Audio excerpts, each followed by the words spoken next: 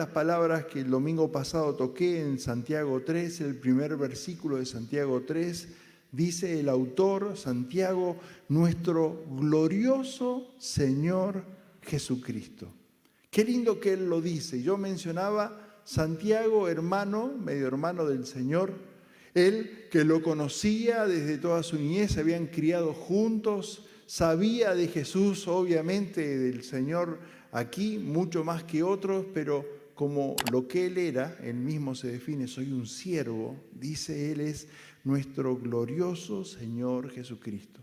Y en esta tarde estamos aquí, nos hemos acercado y otros están siguiendo desde su casa para encontrarnos, ya lo hemos hecho con las canciones, pero para confirmar en su palabra este encuentro con nuestro glorioso Señor Jesucristo. Muy bien, busquen Santiago capítulo 3 y estaremos pensando en el pasaje y en la historia que nos relata allí el autor. Hoy voy a tratar nomás, a ver si puedo manejar pero qué bárbaro, esto desde acá, hacía mucho que ya no lo usaba. Santiago, domingo tras domingo, estamos en el cuarto mensaje de esta epístola tan linda, nos viene enseñando muchas cosas que son importantes, ir repasando, volver a anotar y en otros casos volver a repasar y aprender, fundamental.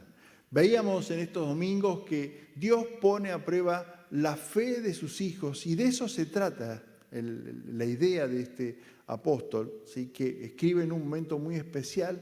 Dios pone a prueba la fe de sus hijos y comenzábamos viendo que lo hace a través de las pruebas, de las adversidades, de las dificultades que puedan surgir. Mencionaba recién Samuel el caso de nuestro hermano Lito, que por un tema de salud, porque realmente tuvo un accidente tremendo, está en Buenos Aires recuperándose, hoy cumpleaños. Su esposa está junto a él ya hace varios meses y bueno, hoy cumplen también 40 años. En el saludo que tuve con ella le decía, bueno, obviamente es atípico, pero sabemos que Dios está en todo momento. Pero también podemos recordar a nuestros queridos hermanos Pablo y Alicia Chir. Alicia está muy débil, está en el departamento, estuvo internada muchos días y debemos orar por ella, debemos continuar clamando, continuar pidiendo por ella. Y si está viendo esto, le mando un saludo, obviamente, tanto a Alicia, a Connie, a Pablo y a otros tantos queridos hermanos que tal vez tengan inconvenientes de salud y a veces uno puede mencionar o no aquí, pero los tenemos anotados y oramos por ellos y clamamos y pedimos. Y oremos por el pastor Pablo, que está allí junto a sus hijas apoyando a Alicia de una forma especial. Tal vez ellos, seguramente, como nos pasaría a nosotros y nos ha pasado y nos va a pasar, en tiempos de pruebas, de dificultades, uno dice, bueno, ¿qué está pasando? Dios va probando tu fe y mi fe. Dios va actuando para que nosotros podamos entender esto de el encuentro con el Señor. Mi alma quiere encontrarse con Dios, solemos cantar y hemos cantado. Bueno, cuando te encontrás con Dios, vas creciendo, vas avanzando, vas descubriendo nuevas cosas. Dios pone a prueba nuestra fe en la palabra que atesoramos en nuestro corazón. ¿Sí? Y decía el primer capítulo, no sean solamente oidores, no solamente escuchen y que le entra por un oído y le sale por el otro, sino que sean hacedores. Y la gran pregunta allí es, ¿crees lo que dices creer? ¿Crees realmente lo que dices que crees? Porque muchas veces decimos, sostenemos que creemos tal cosa, pero cuando llega la hora, dudamos o hacemos dudar a otros. Entonces, es fundamental entender, y en esta epístola esto lo va a repetir a este concepto de una forma o de otra, que no alcanza con decir, sino que hay que creer realmente, confiar plenamente en esto. Veíamos también que Dios pone a prueba nuestra fe en nuestras prácticas religiosas. Y dice Él, la verdadera religión, y lo presenta de una forma sencilla, atender a las viudas, visitar a los huérfanos, estar con el que sufre. Y va avanzando y en el capítulo siguiente va a decir que Dios prueba nuestras acciones y actitudes que tenemos con otros. Y el domingo pasado yo hablaba de que una de las cosas que marca el apóstol es que podía darse en medio del pueblo de Dios el favoritismo, el hacer diferencias. Y él dice, no debe ser así entre ustedes. Ustedes deben tratar a todos por igual, al que tiene, al que no tiene, al que tiene mucho conocimiento o al que es muy sencillo, al que parece de influencia o al que no lo fuera. No importa, porque nuestra confianza siempre debe estar puesta en Dios y no lo debemos olvidar. Y esto es fundamental, sobre todo en tiempos donde a veces nos bombardean con que si no tenés tal cuña, tal conocido, ¿qué va a pasar con vos? No te preocupes, si vos sos hijo de Dios, presta atención, si vos sos hijos de Dios, la promesa es clara, clama a mí y yo te responderé. Tu confianza debe estar puesta en el Dios de los cielos. Para Él no hay puerta que no se pueda abrir. Para Él no hay camino que no pueda abrirse aunque no haya nada. Él es todopoderoso. Y lo que es imposible para los hombres es posible para Dios. Y terminábamos viendo el capítulo anterior donde Dios pone a prueba nuestra fe y menciona allí el apóstol por nuestras obras, que son fruto de nuestra fe. Muéstrame tu fe, muéstrame las obras que hablan de que realmente Cristo ha obrado en tu vida. Sí, y esto no significa para nada que somos salvos por obras, porque somos salvos por medio de la fe en Cristo. Pero las obras, indica aquí el apóstol, tienen que ver con esos frutos que hablan de que si vemos a un necesitado, si vemos a un sufriente, si encontramos a uno que busca respuesta o necesita oración, no solamente vamos a decir, bueno, yo voy a clamar por vos, andá, allá va. No. Yo me debo involucrar y en lo que esté a mi alcance, debo brindar la ayuda. Y eso habla de que Cristo vive en nosotros. Muy bien, vamos a prepararnos para el capítulo siguiente y tiene que ver mucho con esto que están viendo aquí detrás, ¿sí? Y el capítulo que viene, que es el capítulo 3 del libro de Santiago, el apóstol va a utilizar esta figura para representar una situación que todos conocemos, que hemos leído, y si no, en esta noche vas a entender claramente qué es lo que significa este gráfico. Comenzamos Santiago 3, vamos a leer los primeros 2 o 13 versículos.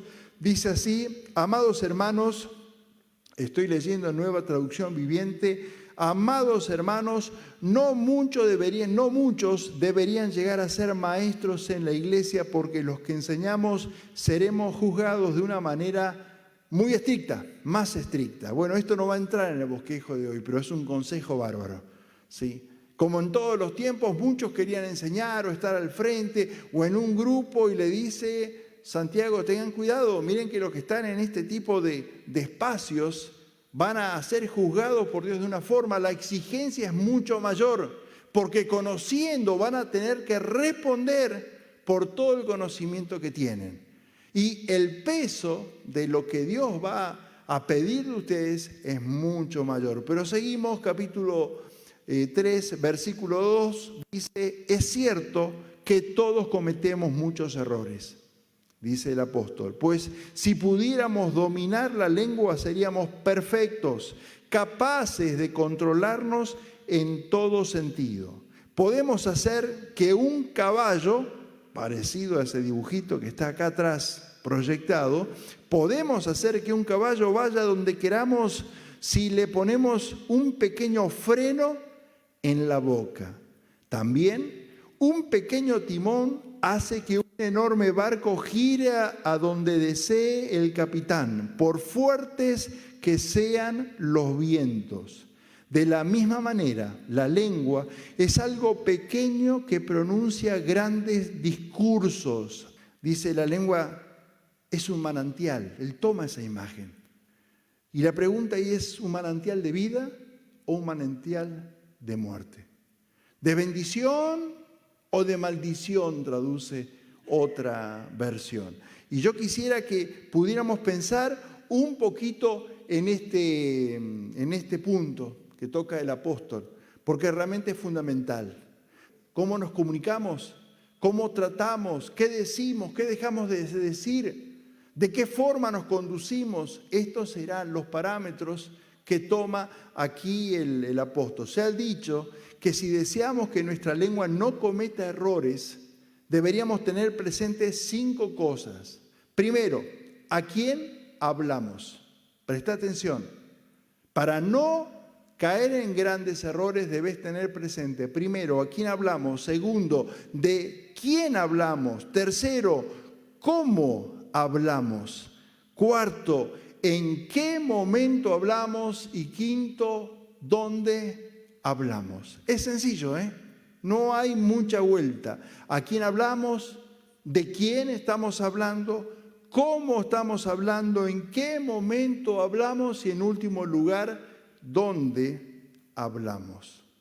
El pasaje utiliza imágenes claras, imágenes que cualquier lector en su primera lectura de aquel tiempo se iba a encontrar e iba a entender, y que nosotros hoy también podemos entender. Toma el ejemplo del caballo y dice, bueno, si un caballo no tuviera freno, ¿qué problema sería? Y ha causado mucho daño cuando un animal, cuando un caballo no tiene eso que es tan pequeño, y uno dice, pero ¿puede influir tanto? Sí, influye mucho. El segundo ejemplo que utiliza el autor es el timón de un barco. Y dice, bueno, el timón, que generalmente no es que esté en un lugar muy visible, ni tampoco muchos pueden acceder, pero esto sirve para poder dar dirección al barco. Dirección al barco. Piensen que lo está utilizando para hablar de la lengua. El otro ejemplo, y yo pensaba cuando lo escribía, qué conocido que es para nosotros. Todos sabemos lo que es un incendio forestal. Todos sabemos las pérdidas que puede implicar. Todos conocemos imágenes o hemos visto de gente que puso en juego su vida tratando de apagar este tipo de incendio. Y también sabemos de aquellos que han sido descuidados, de aquellos que han prendido un fuego donde no correspondía, de aquellos que por ahí dicen, yo no quise hacerlo, pero lo hiciste. Pero lo hiciste. Ha arrasado el fuego. Muchas veces hectáreas y hectáreas. Y esto no importa si es en el sur, si es en Misiones o en otra parte. Cada vez que lo vemos, sufrimos. Bueno, dice el autor, la lengua puede incendiar, puede ser la chispa que inicia un incendio de una envergadura tremenda, tremenda. Dice, uno puede dominar y puede domar muchos tipos de animales y menciona muchas cosas, pero qué difícil, ninguno puede domar su lengua. Ninguno puede domar su lengua. Y dice el autor, y aquí cierra las imágenes que usan, bueno, la lengua tiene doble cara, porque puede ser de bendición o de maldición. Puede dar algo dulce, algo que no lo sea. Y dice, ¿puede una persona alabar a Dios y adorar y qué sé yo, y después maldecir al otro que ha sido creado a imagen y semejanza de Dios? Sí puede. Y todos nosotros sabemos que puede.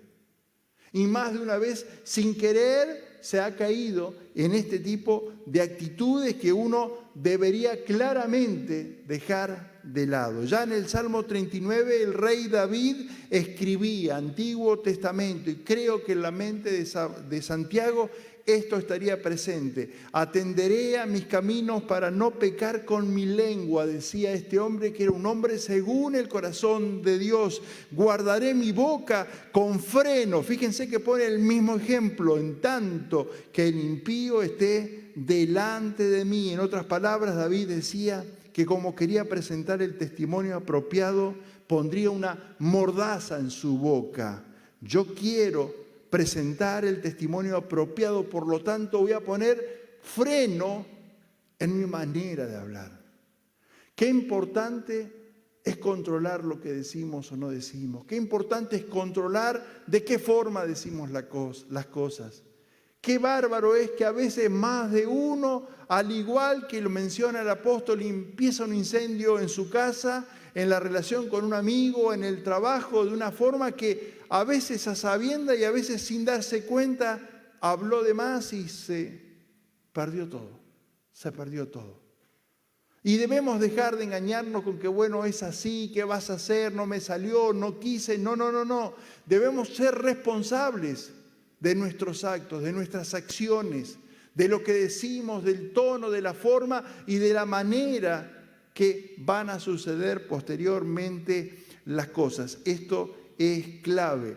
Todo creyente debe refrenar su lengua. El Salmo 32, versículo 9, dice: no seáis, otra vez el mismo ejemplo, como el caballo o como la mula, sin entendimiento, que han de ser sujetados con cabestro y con freno, porque si no, no se acercan a ti. No sean así, no se desboquen, no sean así. No tengamos esta actitud, todos sabemos estos efectos y ya lo he mencionado. Así que la lengua es como un fuego, sigue diciendo, ¿sí?, que puede ser de bendición o de maldición. Proverbios 12, 18 dice: hay hombres cuyas palabras son golpes de espada, mas la lengua de los sabios es medicina. Cada uno, los que estamos aquí, los que están viendo esta transmisión, los que verán después el video, evaluemos en nuestro hablar. ¿Cómo son nuestras palabras? ¿Son golpes de espada? A ninguno nos gustaría recibir un golpe de espada, le puedo asegurar. No es nada grato, ¿eh? O son medicina para aquel que lo recibe. Son gratos.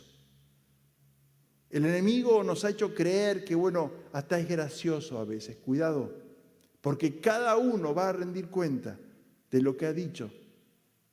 Cada uno, de cada palabra, tendrá que rendir cuenta ante Dios. Proverbios 15, 14 dice: el corazón inteligente busca la sabiduría, pero la boca de los necios se alimenta de necedades. Me llama la atención que en esta sucesión de cosas que menciona el autor, diciendo: Dios prueba a su gente.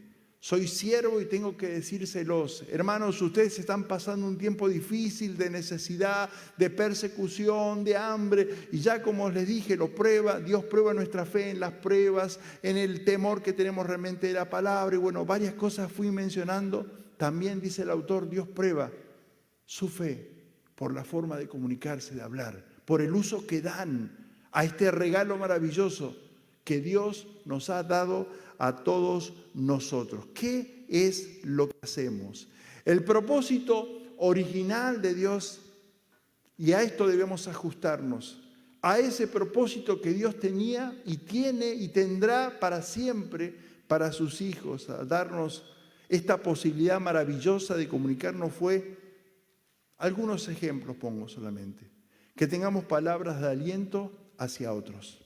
Que tus palabras, mis palabras, sean palabras de aliento. Que mis palabras, tus palabras sean de consuelo para aquel que está sufriendo. Que midamos nuestra palabra para consolar, palabras de motivación, para que aún aquel que duda de sus posibilidades encuentre en vos y en mí apoyo, y que alguien cree y lo orienta y lo corrige si es necesario, motivándolo a crecer. Que la gente quiera hablar porque sabe que nuestras palabras son de bendición, palabras de vida eterna.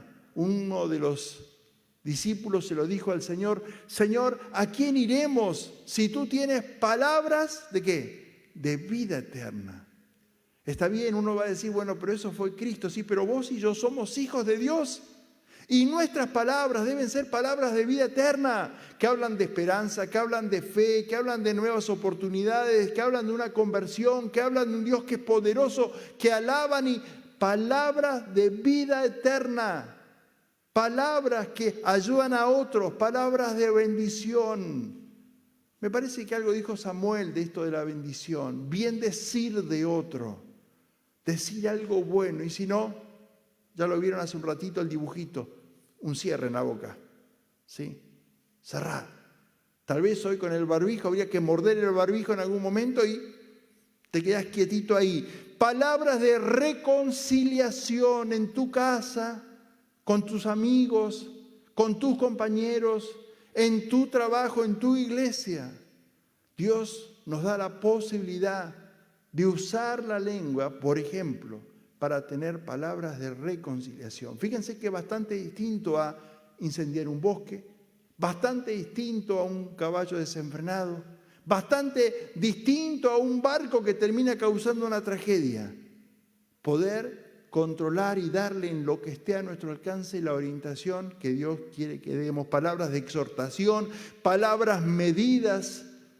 Me impacta siempre el pasaje donde el Señor dijo, su hablar tiene que ser sí, sí y no, no, no más que esto, porque si no allí ya hay complicación. Que nuestra palabra tenga valor. Sabemos lo que por lo menos en Argentina ha sido históricamente esto de te doy mi palabra. Y eso ya era sello de que se iba a cumplir lo que se había pactado. Hoy si alguien me dice te doy mi palabra, yo le digo genial, firmá el contrato igual. ¿Sí? Igual, muy lindo, pero por favor firmá este documento porque si no, se ha perdido el valor. Y muchas veces hemos perdido el tomar conciencia de lo importante de respetar lo que hemos dicho que íbamos a hacer. Por eso, no te apures. Es como el tema de la promesa ante Dios. Dice la Biblia, no te apresures a prometer cosas. No te largues a decir, sí, yo lo... No. Mirá que hay un Dios que está mirando lo que estás diciendo. Cuidado en lo que vas a hacer. Palabras de confesión y salvación. Si crees en tu corazón y confiesas con tu boca que Jesús es el Señor, serás salvo. La oportunidad que tenemos para decir, yo soy hijo de Dios. Yo creo en Cristo. Él es mi Salvador. Él es mi sustento en medio de la prueba. Él está conmigo cuando otros por ahí no pueden estar. El Señor me sostiene, el Señor me acompaña, el Señor me ha bendecido. Palabras para poder expresarnos,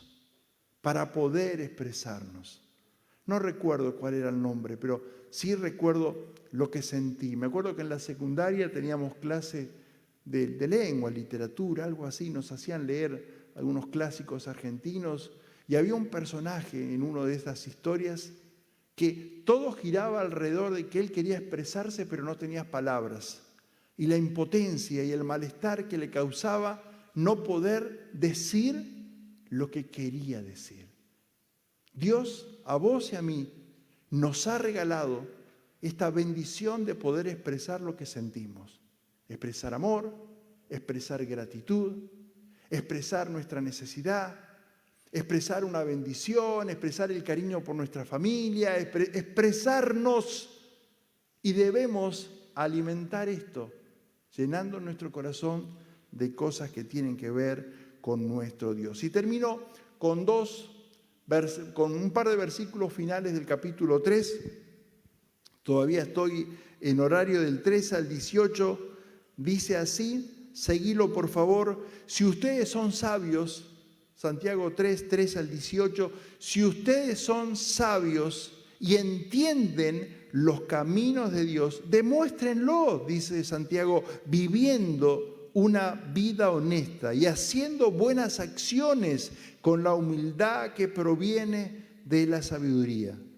Pero si tienen envidias amargas y ambiciones egoístas en el corazón, no encubran la verdad con jactancias y mentiras, pues la envidia y el egoísmo no forman parte de la sabiduría que proviene de Dios. Reitero, la envidia y el egoísmo no forman parte de la sabiduría que viene de Dios. Dichas cosas son terrenales, puramente humanas y demoníacas, pero la sabiduría que proviene del cielo es ante todo pura y también ama la paz, siempre es amable y dispuesta a ceder ante los demás. Está llena de compasión y de buenas acciones, no muestra favoritismo, vuelvo a reiterar este concepto, y siempre es sincera.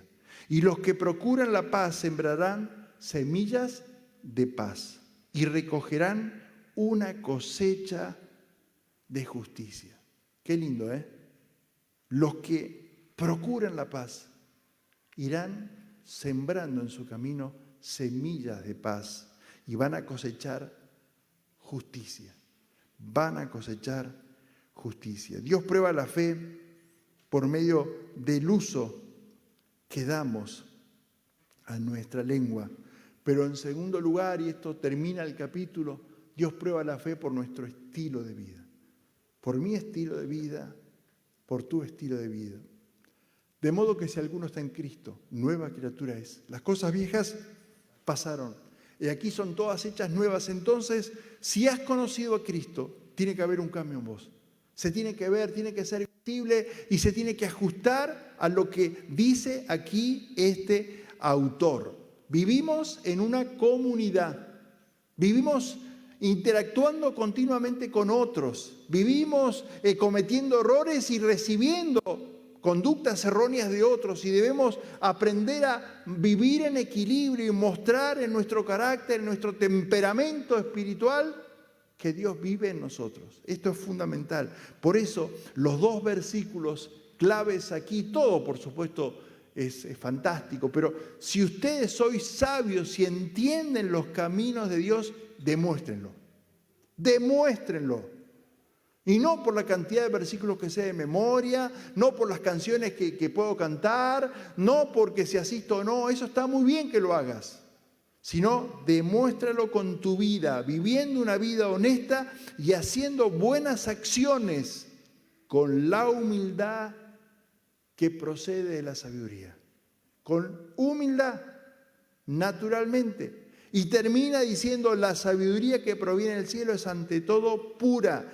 Ama la paz, es amable, dispuesta a ceder, está llena de compasión y el fruto son buenas acciones, no muestra favoritismo. Y los que procuran la paz, como ya he leído, siembran la paz y van a recoger justicia.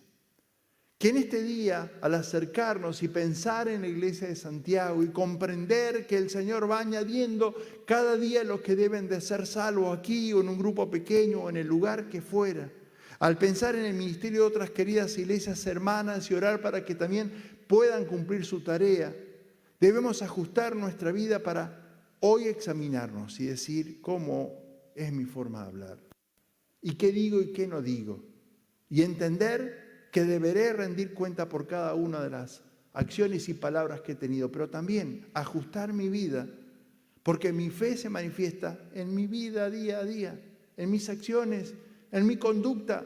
No hables solo de teoría. No hablen solo de teoría. No se hagan maestros tan rápido, decía al principio del capítulo, porque Dios va a examinar.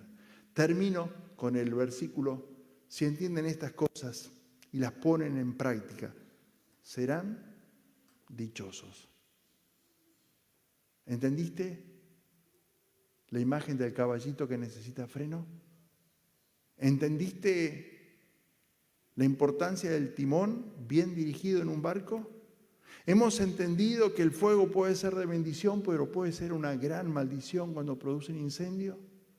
Hemos comprendido sí o sí que de la misma boca tiene que salir, ¿qué es lo que sale? Debe salir cosas buenas. Vivir, experimentar.